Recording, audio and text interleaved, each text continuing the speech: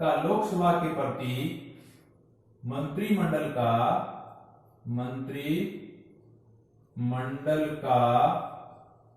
लोकसभा के प्रति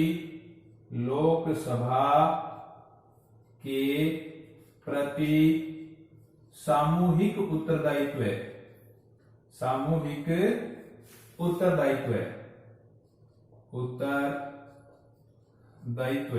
क्योंकि लोकसभा किसके प्रति उत्तरदायी, मंत्रिमंडल किसके प्रति उत्तरदायी है, लोकसभा में। यदि लोकसभा में बहुमत है तो ही मंत्रिमंडल रहेगा, बहुमत नहीं है तो मंत्रिमंडल नहीं रहेगा।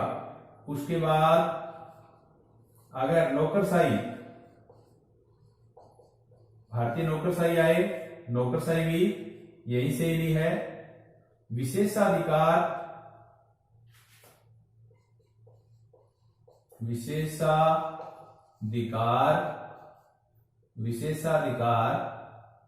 लेख।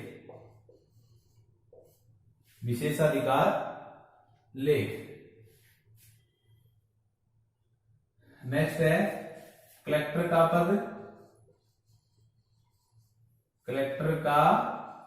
पद, ये भी कहां से लिया गया, ब्रिटेन से लिया गया। कलेक्टर का पद ब्रिटेन से लिया गया है।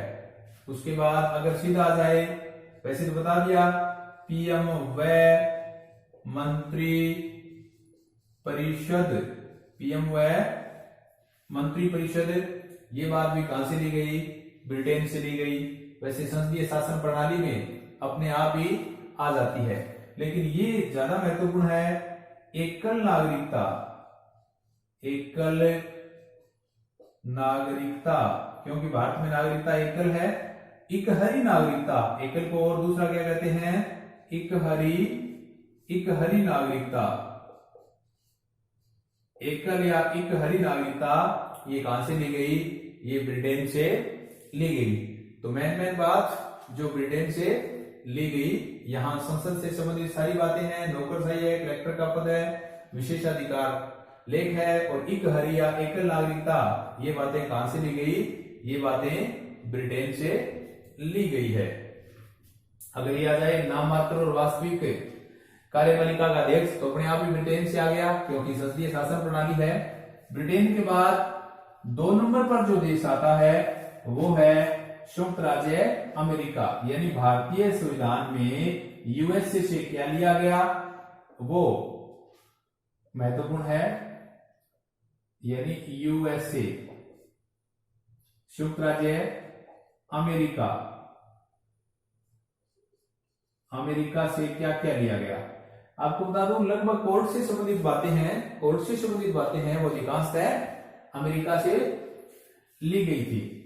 जैसे मूल अधिकार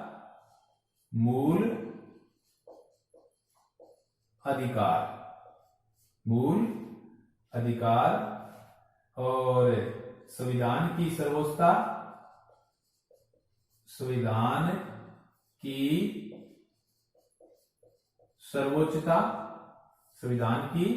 सर्वोच्चता, और स्वतंत्र व निष्पक्ष न्यायपालिका, स्वतंत्र और निष्पक्ष न्यायपालिका। उसके बाद है न्यायिक पुनरावलोकन, चाहे पुनरीक्षा कह दो, पुनरीक्षा या पुनरावलोकन, न्यायिक पुनरावलोकन, यानी मूल अधिकार, संविधान की सर्वोच्चता, स्वतंत्र और निष्पक्ष न्यायपालिका, और सर्वोच्च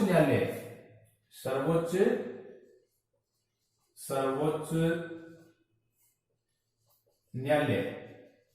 लगभग कोर्ट से संबंधित, कानून से संबंधित बातें हैं, ये सारी की सारी कहां से ली गई, जनहित याचिका, पीछे आदेश में आया था, जनहित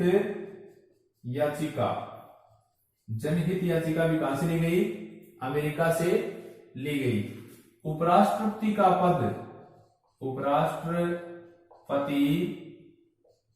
उपराष्ट्रपति का पद कहां से लिया गया?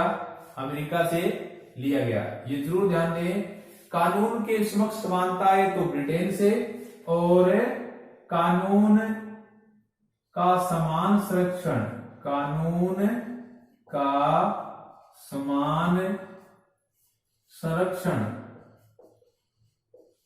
इसको ये कहेंगे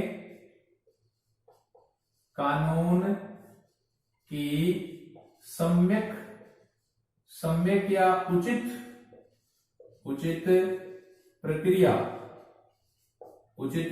प्रक्रिया, दोबारा बता दूं, ब्रिटेन से लिया गया कानून के समक्ष समानता, कि कानून की दृष्टि से सारे लोग समान है, ये है समान परिस्थितियों में समान कानून। फिर क्लियर करने के लिए बता दूं, समान परिस्थितियों में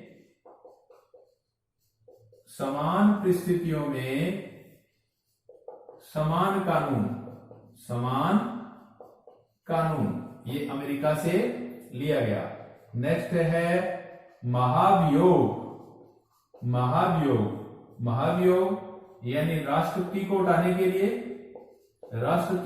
लिए जो महाभियोग है वो अमेरिका से, और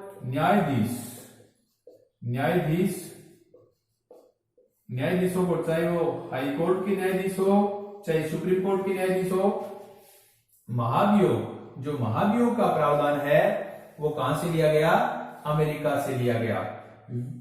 आपातकालीन यानी वित्तीय आपातकाल, कौन सा आपातकाल? वित्तीय आपातकाल। और अभी भी बताया था संविधान की प्रस्तावना,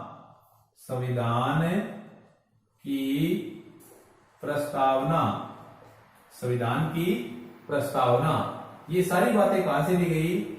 लगभग कोर्ट से संबंधित बातें हैं। मूल अधिकार, संविधान की सर्वोच्चता, स्वतंत्र और निष्पक्ष न्यायपालिका, और न्यायिक पुनरीक्षा, न्यायिक पुनरावलोकन, सर्वोच्च न्यायालय, जनहित याचिका, उपराष्ट्रपति का पद, कानून का समान संरक्षण, कानून की सम्यक उचित प्रक्रिया, महाभियोग कौन कौन सा? चाहे राष्ट्रपति को उठाने के लिए हो चाहे न्यायाधीशों को उठाने के लिए हो, वित्तीय आपातकाल, और संविधान की प्रस्तावना पहले बताया था, संविधान की प्रस्तावना। ये सारी बातें कहां से ली गई? ये अमेरिका से ली गई। दो देश जहां सबसे ज्यादा बातें ली गई वो ब्रिटेन और अमेरिका, आपको बता दिया। अब नेक्स्ट छोटे छोटे प्रावधान है जो अन्य देशों से लिए गए, छोटे छोटे प्रावधान है। तीसरा देश है कनाडा। कनाडा से क्या लिया गया? नंबर 1 संघीय शासन। संघीय शासन कहां से लिया गया? कनाडा से लिया गया। और राज्यपाल का राष्ट्रपति के प्रति प्रसाद पर्यंत काम करना, राज्यपाल राष्ट्रपति के प्रसाद पर्यंत काम करेगा।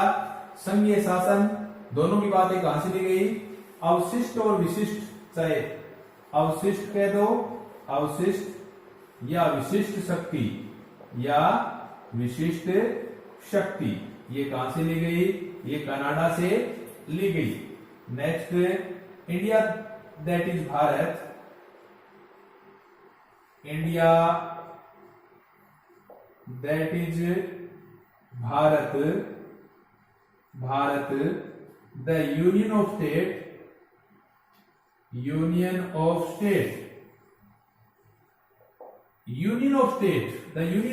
संघात्मक शासन है वैसे तो। अनुच्छेद 1 आर्टिकल 1 अनुच्छेद 1, ये बात कनाडा से ली गई। और शक्तिशाली केंद्र, ये बात कहां से ली गई? कनाडा। संघात्मक शासन, राज्यपाल राष्ट्रपति के प्रसाद पर्यंत, अवशिष्ट विशिष्ट शक्ति, और यूनियन ऑफ स्टेट और शक्तिशाली केंद्र, ये बातें कहां से ली गई? ये कनाडा से ली गई। बार बार एग्जाम में आता है संघात्मक शासन, जरूर याद रखें। संघात्मक शासन और अवशिष्ट शक्ति जरूर याद रखिए। तीसरा है आयरलैंड। आयरलैंड। आयरलैंड से क्या क्या लिया गया? एक तो आपको याद है नीति निर्देशक तत्व, नीति निर्देशक तत्व, नीति निर्देशक तत्व। एक निर्वाचक मंडल, निर्वाचक मंडल कौन सा? राष्ट्रपति चुनाव का, राष्ट्रपति चुनाव में जो निर्वाचक मंडल है वो कहां से लिया? आयरलैंड। और जो राष्ट्रपति राज्यसभा के यानी राज्य सभा के 12 सदस्य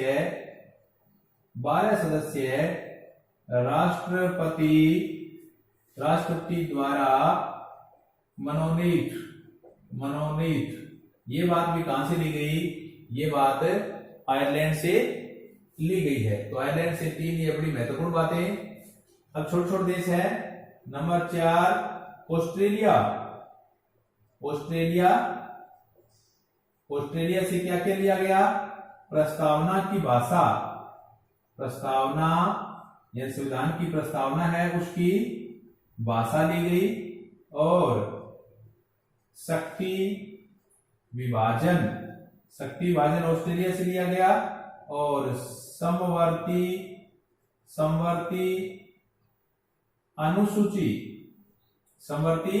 अनुसूची और संसद का संयुक्त अधिवेशन,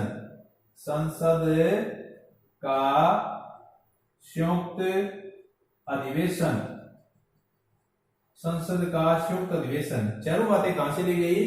ऑस्ट्रेलिया से ली गई। प्रस्तावना की भाषा, शक्ति विभाजन, समवर्ती अनुसूची और संसद का संयुक्त अधिवेशन। इसके बाद एक दो छोटे छोटे देश और है, जैसे सोवियत संघ यानी रूस कह दो। और 1991 से पहले सोवियत संघ। मूल कर्तव्य यहां से लिया गया। और जो पंचवर्षीय योजना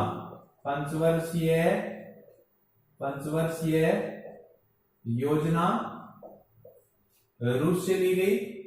और प्रस्तावना की जो बातें बताई थी, भाईचारे की बात, प्रस्तावना में जो भाईचारे की बात बताई, ये भी कहां से ली गई? रूस से ली गई थी। नेक्स्ट है जर्मनी। 2 बातें ली गई थी। एक तो आपातकालीन उपबंध और आपातकाल में जो मूल अधिकारों का स्थगन, जो राष्ट्रपति स्थगित करता है 20 और 21 को छोड़कर, ये बातें जर्मनी से ली गई। जापान से क्या क्या लिया गया? सबसे महत्वपूर्ण विधि का समान संरक्षण। विधि का एक तो आता है कानून के समक्ष समानता, एक अमेरिका से लिया गया यानी कानून का समान संरक्षण। विधि द्वारा स्थापित प्रक्रिया, जापान से क्या शब्दावली है? विधि द्वारा स्थापित प्रक्रिया, ये जापान से। और जो भारतीय संविधान में अनुच्छेद शब्दावली है, ये भी जापान से लिए गए हैं। अनुच्छेद, विधि द्वारा स्थापित प्रक्रिया। अगर यह जाए कि भारतीय संविधान में क्या है, कानून का शासन है या कानून की उचित प्रक्रिया है या विधि द्वारा स्थापित, तो आपको यह मानना है मुख्य है विधि द्वारा स्थापित। उसके बाद फ्रांस 1 नंबर गणतंत्र, आपको पहले बताया गणतंत्र लिया गया। नंबर 2 प्रस्तावना। यहां पर तो प्रस्तावना जो सोवियत संघ है, प्रस्तावना यहां पर भाईचारे की भावना और यहां पर अधिकारों की बात। प्रस्तावना में जो अधिकारों की बात है वो यहां से कहां से ली गई? फ्रांस से ली गई। और नेक्स्ट है दक्षिण अफ्रीका। दक्षिण अफ्रीका से 2 मुख्य चीजें ली गई। नंबर 1 संविधान संशोधन, संविधान संशोधन। नंबर 2, राज्यसभा के सदस्यों का निर्वाचन, राज्यसभा के सदस्यों का निर्वाचन। ये दोनों बातें कहां से ली गई? ये दोनों बातें दक्षिण अफ्रीका के संविधान से ली गई। तो प्यारे बच्चों, आज का वीडियो इतना ही। उम्मीद करता हूं कि प्रस्तावना से संबंधित और विदेशी स्रोतों से संबंधित आपको अवश्य ही पसंद आया होगा। अगर वीडियो पसंद आए तो ज्यादा से ज्यादा सब्सक्राइब, शेयर और कमेंट जरूर कीजिए। जय हिंद, धन्यवाद।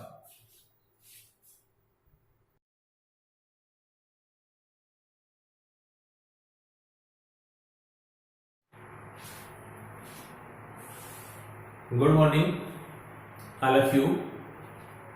प्यारे बच्चों, आपका पुनः स्वागत है मेरे YouTube चैनल ओम प्रकाश बुडानिया पर। पॉलिटिकल साइंस एक ऐसा सब्जेक्ट है, अगर आपने एक बार भारतीय राज्य व्यवस्था को तैयार कर लिया तो आप चाहे कोई सा भी एग्जाम दे, एक छोटे से एग्जाम से लेकर IAS तक, संविधान कभी बदलता नहीं है। संविधान हमेशा लगभग स्थायी रहता है, संविधान संशोधन को छोड़कर। यानी एक बार अगर आपने संविधान तैयार कर लिया तो चाहे आप राजस्थान के हो, चाहे हरियाणा के हो, चाहे गुजरात के हो, चाहे केरला के हो, संविधान कभी भी चेंज नहीं होता। इसलिए प्रत्येक टॉपिक को गहराई के साथ पढ़ें और प्रत्येक टॉपिक को पढ़ने के साथ साथ वीडियो को बार बार सुने, ताकि आपके सारी चीज क्लियर हो जाए। मैं प्रत्येक चीज को रिपीट भी कर रहा हूं, रिवाइज भी कर रहा हूं और आपके पास सारे वीडियो प्राप्त हो जाए। इसलिए ज्यादा से ज्यादा चैनल को सब्सक्राइब जरूर करें, शेयर करें, क्योंकि विद्या हमेशा बांटने से बढ़ती है। आदरणीय शुद्धिजनों, दुनिया का भौतिकवादी युग ही ऐसा होता है जो खुशी के साथ इंसान में आगे बना रहता है और दुख में हमेशा हाथ खींचता है, पीछे खींचता है। जब दूल्हा दूल्हे के रूप में, बारात के रूप में जाता है तो दूल्हा पीछे होता है, जनता उसके आगे होती है। लेकिन शव यात्रा में जब जाते हैं तो शव यात्रा आगे होती है, जनता पीछे होती है। यानी दुख में पीछे, सुख में आगे। बस यही इस दुनिया का रहस्य है। कहते हैं ये दुनिया प्यासे को तपन देती है, यादों को दफन कर देती है, जिंदा तन कपड़ा नहीं देती, लेकिन मरने के बाद कफन देती है। आइए शुरू करते हैं अपने इस YouTube चैनल पॉलिटी के नए चैप्टर को। आज का टॉपिक ऐसा टॉपिक जो संविधान की आत्मा कहलाती है, मैं शुरू करने जा रहा हूं। आज का टॉपिक प्रस्तावना से संबंधित। जैसे कि मैंने संविधान की सारी प्रस्तावना लिख दी है। अगर आपने प्रस्तावना एक बार तैयार कर ली तो प्रस्तावना के क्वेश्चन कभी भी आपके गलत नहीं होंगे। इसलिए मैंने पूरी प्रस्तावना बोर्ड पर लिखी है और जहां से भी प्रश्न आते हैं उनको अंडरलाइन करके, राउंड करके आपको बताया जाएगा कैसे कैसे करके प्रश्न आते हैं। प्रस्तावना आपके सामने है। जैसे हम भारत के लोग, पहले तो आपको ये याद रखना है, भारत के संविधान की प्रस्तावना USA से ली गई है। प्रस्तावना कहां से ली गई है? USA से ली गई है। लेकिन ध्यान दें, अगर प्रस्तावना की भाषा पूछ ले तो भाषा ऑस्ट्रेलिया से ली गई है। प्रस्तावना अमेरिका से ली गई है और प्रस्तावना की भाषा ऑस्ट्रेलिया से ली गई है। जैसे ही मैं जो जो अंडरलाइन कर रहा हूं वहां से प्रश्न अवश्य ही बनते हैं, जहां जहां मैं अंडरलाइन कर रहा हूं। भारत को मैंने अंडरलाइन किया है, पंथ निरपेक्षता अंडरलाइन किया है और समाजवाद अंडरलाइन किया है और लोकतांत्रिक गणराज्य, लोकतांत्रिक गणतंत्र या गणराज्य अंडरलाइन किया है। सामाजिक, आर्थिक, राजनीतिक न्याय ये भी अंडरलाइन है। विचार, अभिव्यक्ति, विश्वास, धर्म, उपासना इसको मैं राउंड कर रहा हूं, स्वतंत्रता को राउंड कर रहा हूं, और न्याय को मैं राउंड कर रहा हूं। उसके बाद समता को मैं राउंड कर रहा हूं। नेक्स्ट है, अंडरलाइन कर रहा हूं 26 नवंबर 1949। इसके साथ साथ भारतीय महीना मार्ग शीर्ष शुक्ला सप्तमी विक्रमी संवत 2006, और ये आपको पहले बता दिया, अंगीकृत, अधिनियमित, आत्मार्पित करते हैं। संविधान की प्रस्तावना को जब भी हम पढ़ते हैं तो प्रस्तावना शुरुआत होती है we the people of India, हम भारत के लोग। सबसे पहले तो ये बता दूं, प्रस्तावना के अनुसार संपूर्ण शक्ति हम भारत के लोग, भारत की जनता में निहित है। हम भारत के लोग यानी भारत की जनता। फर्स्ट ग्रेड में प्रश्न आया था कि संविधान में भारत शब्द कितनी बार आया है। भारत शब्द प्रस्तावना में भारत शब्द 2 बार आया है। ये प्रश्न बार बार रिपीट होता है, हम भारत के लोग, भारत को, तो भारत शब्द कितनी बार आया है? भारत शब्द 2 बार आया है। एक प्रश्न बार बार रिपीट होता है कि प्रस्तावना में संशोधन कितनी बार हुआ है। आज तक एक ही संशोधन हुआ है, 1976 में। कौन सा संशोधन? 42वां संविधान संशोधन 1976। 3 शब्द जोड़े गए, 3 शब्द। ये देखो, ये 42वें संशोधन का है, समाजवादी। ये भी 42वें संशोधन का है, पंथ निरपेक्षता और लोकतांत्रिक गणराज्य। ये भी 42वें संशोधन का है। तो याद रखिए, 42वें संविधान संशोधन में 3 शब्द जोड़े, समाजवादी, पंथ निरपेक्ष, लोकतांत्रिक गणराज्य। तो हम कह सकते हैं संविधान की प्रस्तावना में एक बार ही संशोधन हुआ है। नेक्स्ट अगर देखा जाए तो क्रम से व्यवस्थित करो। मैं 3-4 शब्द बता रहा हूं, न्याय, स्वतंत्रता, समानता। पहले 3 शब्द बोल रहा हूं, बार बार ये प्रश्न रिपीट होता है कि संविधान की उद्देशिका, याद रखिए, उद्देशिका प्रस्तावना को कहते हैं। पंडित जवाहरलाल नेहरू ने 13 दिसंबर 1946 को उद्देश्य प्रस्ताव पेश किया, वो ही उद्देशिका है। उद्देशिका प्रस्तावना को कहते हैं।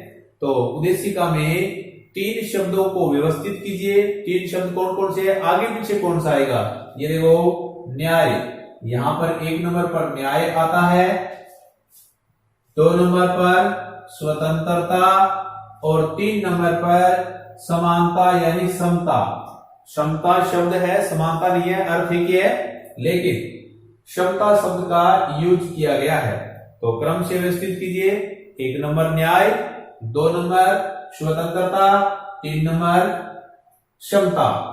अब ये भी अपने को ध्यान रखना है, जो भारतीय संविधान में स्वतंत्रता प्राप्त है वो फ्रांसीसी संविधान से फ्रांसीसी क्रांति से ली गई है।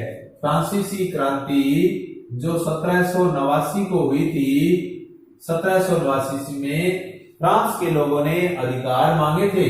ठीक है, सामाजिक, आर्थिक, राजनीतिक ये सारे अधिकार मांगे थे। तो ये बात फ्रांसीसी क्रांति से ग्रहण की हुई है। स्वतंत्रता कौन कौन सी? विचार की स्वतंत्रता, अभिव्यक्ति की स्वतंत्रता, विश्वास की स्वतंत्रता, धर्म और उपासना की स्वतंत्रता। उसके बाद समता, कौन कौन सी समानता? देखो, प्रतिष्ठा और अवसर की समानता। प्रतिष्ठा और अवसर की समानता का संविधान में प्रावधान किया गया है। इसके बाद देखिए बंधुता। ये रहा बंधुता, मैं राउंड कर रहा हूं। आपको क्रम से वैसे व्यवस्थित करना है। तो नंबर 1 नंबर पर न्याय आता है, 2 नंबर पर स्वतंत्रता आती है, 3 नंबर पर समता आती है और 4 नंबर पर बंधुता आती है। बंधुता बढ़ाने के लिए दृढ़ संकल्प होकर संविधान सभा में आज तारीख, ये आज है संविधान सभा में, आज तारीख कितनी तारीख? आपने कल वाले वीडियो में पढ़ा कि 26 नवंबर 1949 को संविधान बना लिया गया, आत्मा अर्पित, अंगीकृत, अधिनियमित किया गया।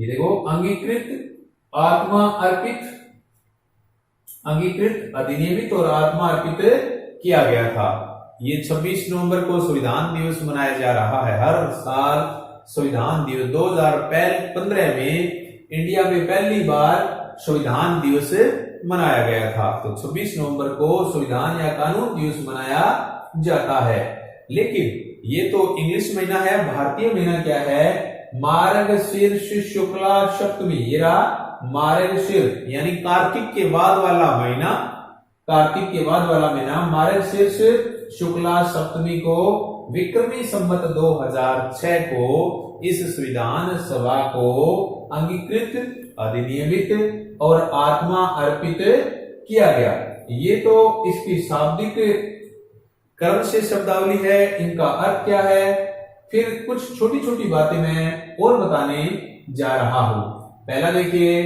हम भारत के लोग, हम भारत के लोग, मैं यहां से दोबारा पूरी अंडरलाइन करने जा रहा हूं। हम भारत के लोग, इस शब्द का मतलब है संविधान के अकॉर्डिंग अंतिम शक्ति जनता में निहित है। अंतिम शक्ति किसके पास है? जनता के में निहित है। हम भारत के लोग, बहुत महत्वपूर्ण है। आगे देखिए, संपूर्ण प्रभुत्व संपन्न, संपूर्ण प्रभुत्व संपन्न, प्रभुत्व के मैं अंडरलाइन कर रहा हूं, राउंड कर रहा हूं। प्रभुत्व, प्रभुत्व का मतलब संप्रभुता है। संप्रभुता दो प्रकार की होती है, आंतरिक संप्रभुता और बाहरी संप्रभुता। आंतरिक संप्रभुता, देश के अंदर कोई भी निर्णय देश ले सकता है। बाहरी संप्रभुता, किसी देश के साथ संधि समझौता कर सकता है। तो भारत के पास न केवल आंतरिक संप्रभुता है बल्कि बाहरी संप्रभुता भी है। भारत किसी देश के साथ संधि समझौता कर सकता है। इसका मतलब है संपूर्ण प्रभुत्व संपन्न, आंतरिक और बाहरी संप्रभुता से युक्त। ध्यान दें, यूएनओ का सदस्य होना संप्रभुता का नुकसान नहीं है। संयुक्त राष्ट्र संघ का सदस्य होना कहीं भी संप्रभुता का नुकसान नहीं है। राष्ट्रमंडल, जो भारत 1949 में पंडित नेहरू के निर्देश पर राष्ट्रमंडल का मेंबर बना, राष्ट्रमंडल का मेंबर होना भी संप्रभुता का किसी प्रकार से हानि नहीं है। तो यह है संपूर्ण प्रभुत्व संपन्न। उसके बाद देखिए, समाजवादी, याद रखिए मूल संविधान में समाजवादी शब्द नहीं था। 1976 में 42वें संशोधन में समाजवादी शब्द जोड़ा गया था। समाजवाद का मतलब यहां भारत के नेहरू का समाजवाद है। नेहरू का समाजवाद लोकतांत्रिक समाजवाद है। लोकतांत्रिक समाजवाद है। लोकतांत्रिक समाजवाद ये है, विशेष आवश्यकता वाले लोगों के लिए विशेष प्रावधान किया जा सकता है। सब्सिडी आदि आरक्षण का प्रावधान किया जा सकता है। पंथ निरपेक्षता, ध्यान दीजिए, धर्म निरपेक्षता यहां नहीं है, पंथ निरपेक्षता। अगर दुनिया के देशों को देखा जाए तो अलग अलग प्रकार के अलग अलग कंट्री आते हैं। धर्म से युक्त देश, यानी कुछ देश ऐसे होते हैं जिनका अपना धर्म होता है, जैसे पाकिस्तान, श्रीलंका, ये पंथ निरपेक्ष नहीं है। जिस देश का अपना स्पेशल कोई पंथ या धर्म न हो, जो सभी धर्मों को समान महत्व दे, ऐसा पंथ निरपेक्ष देश कहलाता है।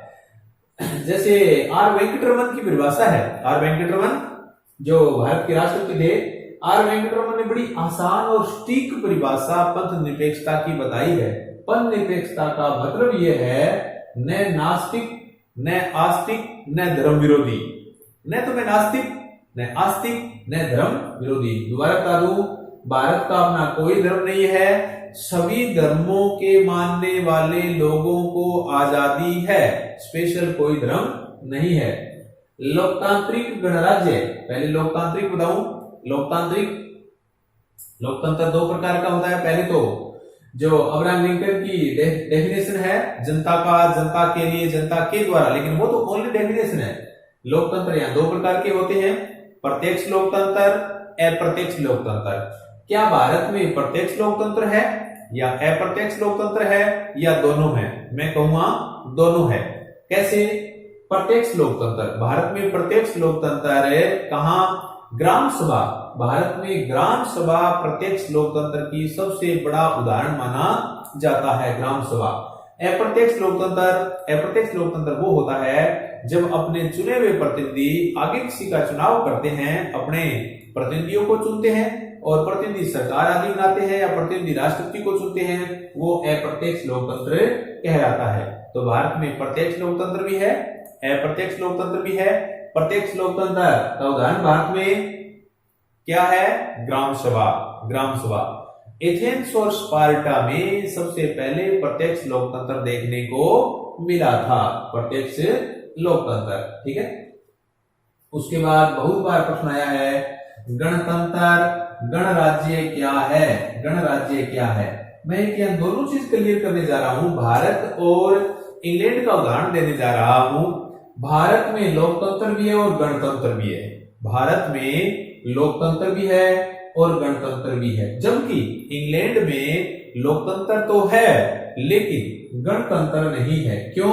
क्योंकि वहां की महारानी वंशानुगत है, इसलिए इंग्लैंड में लोकतंत्र के साथ साथ राजतंत्र है, जबकि भारत में लोकतंत्र भी है और गणतंत्र भी है। गणतंत्र का यह मतलब है देश का मुखिया यानी भारत का राष्ट्रपति प्रत्यक्ष या अप्रत्यक्ष रूप से निर्वाचित होता है, न कि हमेशा वंशानुगत है। देश का मुखिया प्रत्यक्ष या अप्रत्यक्ष चाहे कैसे भी हो निर्वाचित होता है, वो गणतंत्र है। और भारत में गणतंत्र फ्रांस से लिया गया है। तो ये क्लियर हो गया, ठीक है। उसके बाद देखिए न्याय। न्याय कौन कौन सा? 3 प्रकार का न्याय। संविधान की प्रस्तावना में 3 प्रकार का न्याय बताया गया है। सामाजिक न्याय, आर्थिक न्याय, राजनीतिक न्याय। सामाजिक न्याय क्या होता है? धर्म, जाति, गोत्र, लिंग आदि के आधार पर कोई भेदभाव न करना सामाजिक न्याय कहलाता है। आर्थिक न्याय क्या कहलाता है? ध्यान दीजिए, आर्थिक न्याय कभी नहीं कहता है कि सभी लोगों के पास बराबर धन होना चाहिए। आर्थिक न्याय का मतलब यह है कि कम से कम लोगों के पास जीविकोपार्जन का साधन होना चाहिए। जीविकोपार्जन, रोटी, कपड़ा और मकान आदि की व्यवस्था होनी चाहिए। ये आर्थिक। राजनीतिक लोकतंत्र, राजनीतिक न्याय क्या कहलाता है? हम वोट बना सकते हैं अपना, अगर 18 साल की उम्र है वैश्विक मताधिकार के आधार पर वोट बना सकते हैं, चुनाव लड़ सकते हैं, कोई राजनीतिक पद प्राप्त कर सकते हैं और वोट देने का अधिकार है, ठीक है। तो ये राजनीतिक न्याय। स्वतंत्रता, कौन कौन सी स्वतंत्रता? विचार की स्वतंत्रता, अभिव्यक्ति की स्वतंत्रता, दोनों की दोनों स्वतंत्रता। ये जो 19A में प्रावधान है, अनुच्छेद 19A में स्वतंत्रता का प्रावधान है, ये वही है। विश्वास की स्वतंत्रता, धर्म और उपासना की स्वतंत्रता, यानी कोई भी धर्म मान सकते हैं, कोई भी धर्म छोड़ सकते हैं, दूसरे की आलोचना नहीं कर सकते, ये स्वतंत्रता है। प्रतिष्ठा और अवसर की समानता, मैं यहाँ अनुच्छेद 14 कहूंगा। प्रतिष्ठा और अवसर की समता यहाँ अनुच्छेद 14 बताने जा रहा हूं। अनुच्छेद 14 कहता है कानून के समक्ष समानता, प्रतिष्ठा और अवसर की समता या समानता, सभी को बराबर अवसर मिलेगा। उसके बाद व्यक्ति की गरिमा है वो बनाए रखे, व्यक्ति की गरिमा का किसी प्रकार से हनन नहीं होना चाहिए, ये संविधान की प्रस्तावना में प्रावधान है। उसके बाद बंधुता, ये जो बंधुता की भावना है, बंधुता यानी भाईचारे की भावना है, ये भी फ्रांस के संविधान से ग्रहण की गई है, क्योंकि समरसता की बात भारतीय संविधान की प्रस्तावना में चाहे हिंदू हो चाहे मुस्लिम हो, हिंदू मुस्लिम सिख ईसाई आपस में है भाई भाई, ये बंधुता की भावना संविधान में दी गई है। उसके बाद संविधान कब बना लिया गया? 26 नवंबर 1949 को। किस भारतीय महीने में मार्गशीर्ष जो कार्तिक के बाद आता है, शुक्ला सप्तमी विक्रमी संवत 2006 को अंगीकृत किया गया, अधिनियमित किया गया और आत्मा अर्पित किया गया। ये प्रस्तावना का की व्याख्या की है, प्रस्तावना को मैंने समझाया है।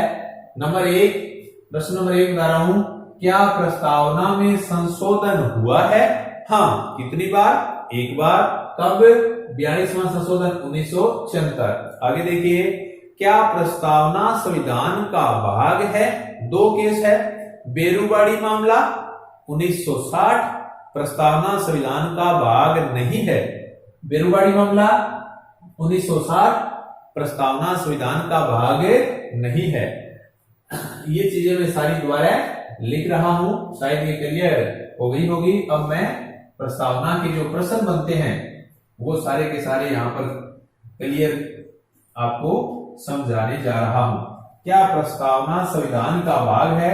दो अलग अलग केस है, दोनों केसों की अपने को व्याख्या करनी है कि कौन सा केस कहता है भाग है, कौन सा केस कहता है भाग नहीं है। नंबर 1, बेरूबाड़ी मामला।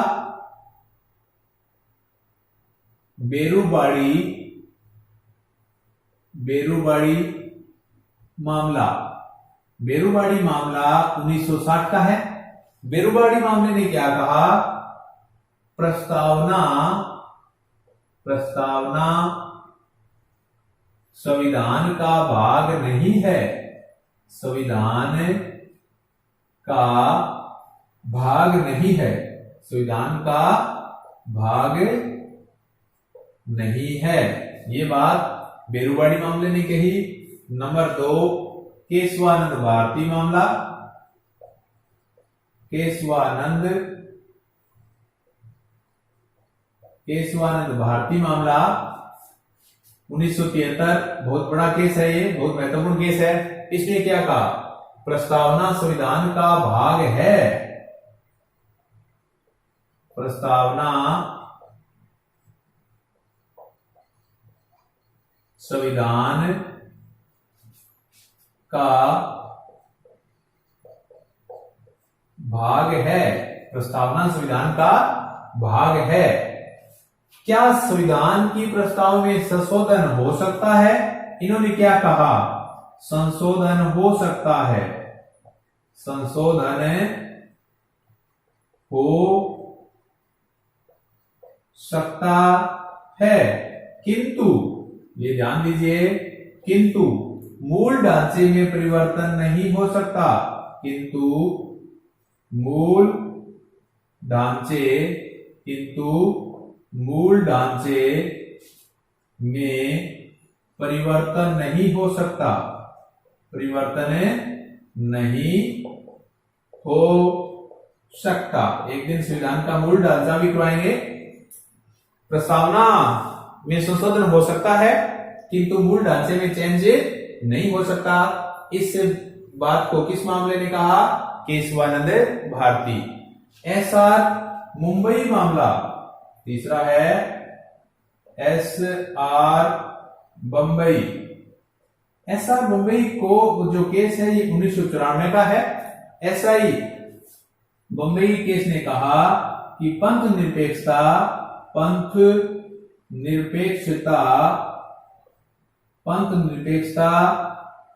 संविधान यानी प्रस्तावना का भाग नहीं है, भाग नहीं है। बंबई केस ने कहा, जो बड़ा महत्वपूर्ण है, मेनली तो एसआर बंबई केस जो राज्य में राष्ट्रपति शासन लगाने से संबंधित है, लेकिन यहां पर यह बताया गया है कि पंथ निरपेक्षता संविधान का भाग नहीं है। ये कोर्ट के कुछ महत्वपूर्ण डिसीजन है। उसके बाद प्रस्तावना से संबंधित और कुछ कोटेशन दी गई है, ये भी मैं आपको बताने जा रहा हूं।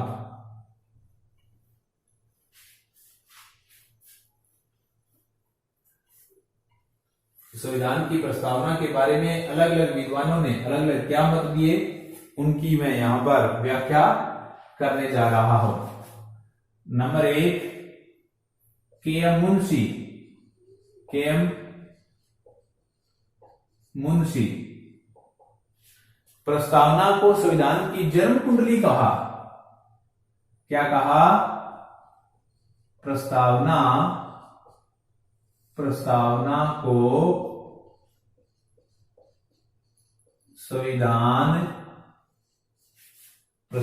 को संविधान की जन्म कुंडली। जन्म कुंडली, जन्म कुंडली किसने कहा? के.एम. मुंशी ने कहा। और बारकर, बारकर, बारकर ने क्या कहा? प्रस्तावना, प्रस्तावना को कुंजी नोट कहा। कुंजी नोट कहा। बारकर ने क्या कहा? प्रस्तावना को कुंजी नोट कहा। और पालकी वाला नंबर 3, N.A. पालकी वाला, N.A. पालकी वाला, इन्होंने क्या कहा? संविधान का परिचय पत्र, प्रस्तावना, प्रस्तावना को संविधान, संविधान का परिचय पत्र कहा। का परिचय पत्र कहा। संविधान का परिचय पत्र, ये किसने कहा? पालकी वाला ने। नंबर 4, ठाकुरदास भार्गव। ठाकुरदास भार्गव, ठाकुरदास भार्गव ने क्या कहा? प्रस्तावना को संविधान की आत्मा कहा। प्रस्तावना को संविधान की आत्मा कहा। प्रस्तावना को संविधान की आत्मा कहा। आत्मा कहा। ठाकुरदास भार्गव ने प्रस्तावना को संविधान की आत्मा कहा। यह ध्यान रखना है, अगर अनुच्छेद 32 आए, मूल संविधान आए, आत्मा की बात कि मूल संविधान या भाग 3 की आत्मा, तो अनुच्छेद 32 से संबंधित डॉक्टर अम्बेडकर साहब ने कहा, वो वहां पढ़ेंगे मूल अधिकारों में। और number 5, M Hidayatullah. Hidayatullah, M Hidayatullah ने क्या कहा? पूरे संविधान को, पूरे संविधान की आत्मा कहा। प्रस्तावना को, प्रस्तावना को पूरे संविधान, पूरे संविधान की आत्मा कहा। एम हिदायतुल्ला ने, एम हिदायतुल्ला ने। नंबर 6, इसके बाद एक छोटी सी परिभाषा एन गोपाल स्वामी अय्यर की है। एन गोपाल स्वामी अय्यर, एन गोपाल स्वामी अय्यर ने प्रस्तावना को, यानी संविधान में जो इच्छा की अभिव्यक्ति, इच्छा की क्रियान्विति आदि शब्दों का उल्लेख किया है। तो ये प्रस्तावना से संबंधित अलग अलग विद्वानों के अलग अलग मत दिए गए हैं। प्रस्तावना में संशोधन के बारे में बता दिया, एक बार ही संशोधन हुआ है। प्रस्तावना कहां से ली? प्रस्तावना, प्रस्तावना यूएसए से ली। लेकिन याद रखिए, प्रस्तावना की भाषा, प्रस्तावना की भाषा ये कहां से ली? ये ऑस्ट्रेलिया से ली गई। प्रस्तावना की भाषा कहां से ली गई? प्रस्तावना की भाषा ऑस्ट्रेलिया से ली गई। तो अपने को इन छोटी छोटी शब्दावलियों का ध्यान रखना है। ये प्रस्तावना से संबंधित कुछ प्रश्न बनते हैं जो बार बार एग्जाम्स में रिपीट होते हैं। कोई भी एग्जाम हो, यहां से प्रश्न आते जाते ही रहते हैं। ये थे संविधान की प्रस्तावना से संबंधित कुछ कोटेशंस। इसके बाद इसी से जुड़ा हुआ, इसी से मिला जुला एक टॉपिक, भारतीय संविधान में विदेशी स्रोत, यानी संविधान में दुनिया के संविधानों से क्या किया गया, भारतीय संविधान में विदेशी स्रोत, संविधान में विदेशी स्रोत यानी विदेशों से भारतीय संविधान में क्या क्या ग्रहण किया गया। आपको ये तो बताई दूं, अधिकांशतः भारतीय संविधान सबसे ज्यादा कहां से लिया, अधिकांशतः भारतीय संविधान 1935 के अधिनियम की देन है। अधिकांशतः भारतीय संविधान कहां से लिया गया, 1935 के अधिनियम से लिया गया था। लेकिन अलग अलग देशों से देखा जाए तो अलग अलग देशों से क्या क्या ग्रहण किया गया। नंबर 1 ब्रिटेन, ब्रिटेन यानी ब्रिटेन से भारत में क्या, क्योंकि भारत में संसदीय शासन है, संसद से संबंधित आमतौर पर बातें ब्रिटेन से ग्रहण की गई थी। जैसे संसदीय शासन प्रणाली, संसदीय शासन प्रणाली, संसदीय शासन प्रणाली। इसमें लगातार 2 बार आया कि संसदीय शासन प्रणाली क्या है। बस आपको शॉर्ट में बता रहा हूं, 2 ही चीज याद रखनी है। संसदीय शासन प्रणाली, नंबर 1 संसदीय शासन प्रणाली ब्रिटेन से ली, ये तो बताएगी आपको। नंबर 1 संसदीय शासन प्रणाली में व्यवस्थापिका में से कार्यपालिका ली जाती है, व्यवस्थापिका में से कार्यपालिका ली जाती है। नंबर 2 कार्यपालिका और व्यवस्थापिका में घनिष्ठ संबंध होता है, रिलेशन होता है। नंबर 3 संसदीय शासन में आमतौर पर 2 प्रकार की कार्यपालिका होती है, एक नाम मात्र की और एक वास्तविक। तो ये है संसदीय शासन प्रणाली। ब्रिटेन से और क्या लिया गया, संसदीय विशेषाधिकार, संसदीय विशेषाधिकार, संसदीय विशेषाधिकार में कहां से लिया, क्योंकि संसदीय शासन प्रणाली का ही पार्ट है, ये भी यहां से लिया गया। इसके बाद कानून के समक्ष, कानून के समक्ष समानता, कानून के समक्ष समानता जो अनुच्छेद 14 वाली बात है, अनुच्छेद 14 है, ये ब्रिटेन से लिया गया। इसके बाद कानून का शासन, कानून यानी विधि, कानून यानी विधि का शासन ब्रिटेन से लिया। विधि निर्माण, विधि यानी कानून, विधि यानी कानून निर्माण, निर्माण प्रक्रिया, विधि निर्माण प्रक्रिया ये कहां से ली गई, ये ब्रिटेन से ली गई। उसके बाद एक प्रश्न आता है, राष्ट्रपति का अभिभाषण, राष्ट्रपति का अभिभाषण, अभिभाषण, राष्ट्रपति का अभिभाषण, राष्ट्रपति का अभिभाषण कहां से लिया गया, ब्रिटेन से लिया गया। उसके बाद जो बहुत बार प्रश्न रिपीट होता है वो आता है लोकसभा